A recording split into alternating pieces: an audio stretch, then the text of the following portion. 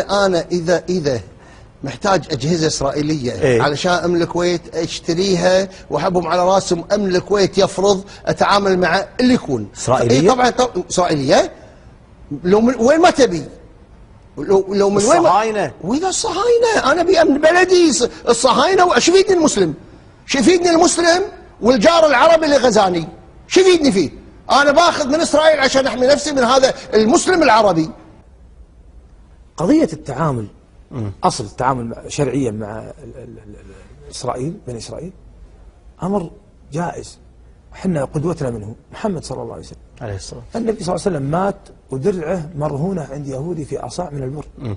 البعض ينتقدك على هذا التصريح. هذا جهل شرعي ما أتكلم عليه. أقول لك النبي صلى الله عليه وسلم تعامل.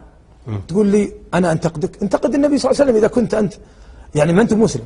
المسلم ما يتكلم، المسلم إذا جاء أمر من أوامر النبي صلى الله عليه وسلم وفعله يقول سمعت وأطعت.